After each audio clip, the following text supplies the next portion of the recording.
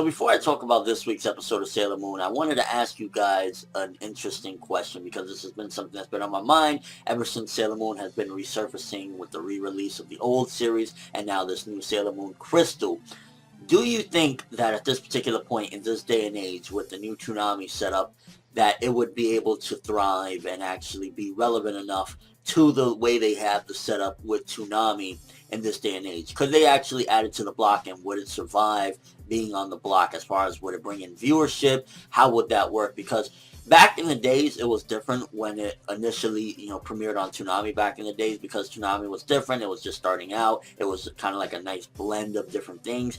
The Toonami that we have nowadays, for the most part, is just really an action block for, it definitely seems like it's catering towards young males and things of that nature. So I'm curious, especially with this reboot of Sailor Moon Crystal, where it's kind of like a little bit more, prettier and is making the girls look a little bit more girlier. Do you think that it could survive? To be honest with you, I'm not sure if they would ever even now in this day and age put Sailor Moon onto the block, as cool as that would be. And I think that it would be a smart move, because putting something like Sailor Moon on TV with the freaking fan base that it has of females that just absolutely love Sailor Moon, I think that it could bring a whole new audience to Toonami. But as of right now, I don't see them making the decision when Sailor Moon Crystal does come over here to put it on the block, simply because I think that they would just be a little bit scared that it would turn off the other viewers, or people that normally watch Toonami would just skip over that one and change the channel while Sailor Moon Crystal is on. But we just gotta wait and see. For me, I think it'd be an incredible and genius move to bring in all the great female viewership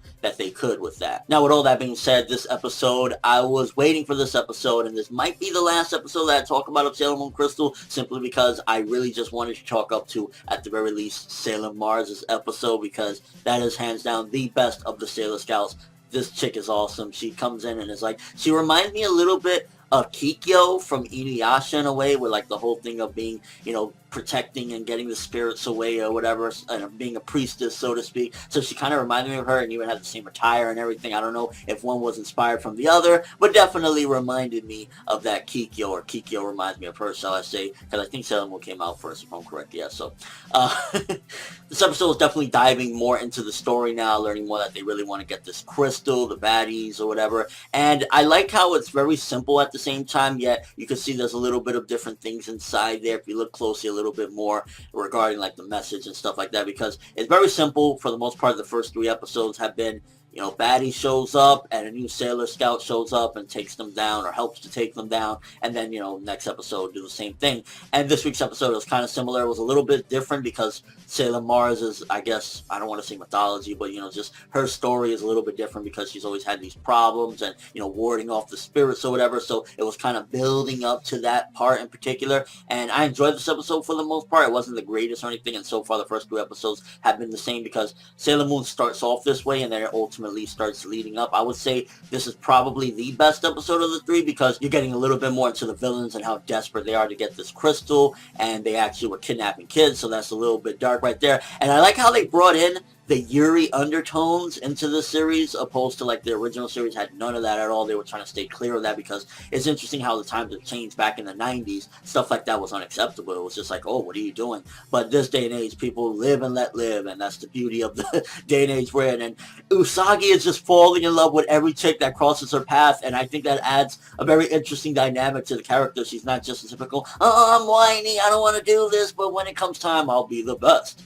With this character, it's kind of like you have those elements, but then you also have, ooh, she's kind of hot, and this is a chick. So I think that adds a nice, interesting element, and I'm glad that they incorporated that in this adaptation to the anime, because it makes for an interesting character. You don't really see that every day, especially with all the way people are always trying to hide this and that. It's like, no, Usagi likes bitches, I like bitches, Usagi, we can get together, especially hot chicks like Sailor Mars. Yo, give me that Sailor Mars. Her transformation, the best of the 3 thus far as well. I feel like this was the best. It was like the best transformation out of all the Sailor Scouts thus far. Sailor Moon, Sailor Mercury, and now Sailor Mars. Sailor Mars, best transformation thus far. Really just the flames and everything. It looks really nice. And when she's just about to go in, fuck shit up. So Sailor Mars, best episode thus far of Sailor Moon Crystal. And I just really like that they're keeping some of those elements of the Yuri undertone, because that's part of Usagi's personality. It shows that that's what she likes. Maybe she's bi-curious. Who the fuck knows? And it's interesting how they're having this tuxedo mask guy, and he's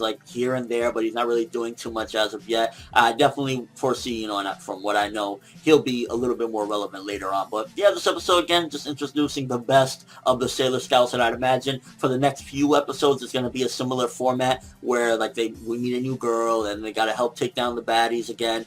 So until we get all the Sailor Scouts, it's going to kind of be like this. But it was still, for the most part, enjoyable. Nothing crazy, nothing, you know, over the top. But I'd imagine, like, especially for some reason, I just imagine, like, little kids and especially little girls would freak the fuck out at how awesome they would find this shit to be, because it just looks gorgeous, the transformations look epic as hell, and the characters are just interesting and different. I'd imagine, like, a little girl nowadays would see Sailor Moon Crystal and say, this is amazing, and this is why I think that it definitely should be on TV as well, because it's going to usher in a whole new audience, bring the old audience back, and it'll just be a great thing. But let me know what you guys think, first of all, with my first question. Do you think that Sailor Moon in this day and age would thrive on Toonami, or do you think that it needs to be on TV, just not on Toonami? I think one way or another it should be on TV, regardless of when it airs or where it airs. It should be on TV. It's just a matter of, you know, again, scheduling what they're going to do, because this could be a huge thing, bringing in a lot of females, and it would just be a great thing. Also, I gotta ask, Sailor Mars, best gal or what? Just overall thoughts of the episode. An enjoyable one, chill one. Again, I'm not really reviewing these, just kind of giving my thoughts on them. I felt it was enjoyable, and I'm just looking forward to seeing the rest of the Sailor Scouts join them so we can get on to the bigger parts of the story and move a little bit better, because right now it's just been chill. But that's all I have for this one. Thanks for watching. Hope you enjoyed it. If you liked anything I had to say or enjoyed the video, drop me a like. I'd greatly appreciate it. And if you haven't subscribed, you can do so as well. That'd be awesome. I'm from that world, and as always, people, Sailor Mars is best gal.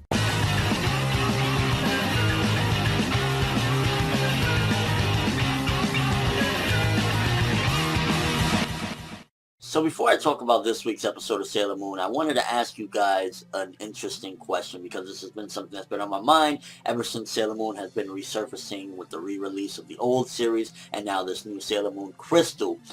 Do you think that at this particular point in this day and age with the new Toonami setup, that it would be able to thrive and actually be relevant enough to the way they have the setup with Toonami in this day and age? Could they actually add it to the block, and would it survive being on the block? As far as, would it bring in viewership? How would that work? Because back in the days, it was different when it initially, you know, premiered on Toonami back in the days, because Toonami was different. It was just starting out. It was kind of like a nice blend of different things. The Toonami that we have nowadays, for the most part, is just really an action block for, like, it definitely seems like it's catering towards young males and things of that nature. So I'm curious, especially with this reboot of Sailor Moon Crystal, where it's kind of like a little bit more, you know, prettier.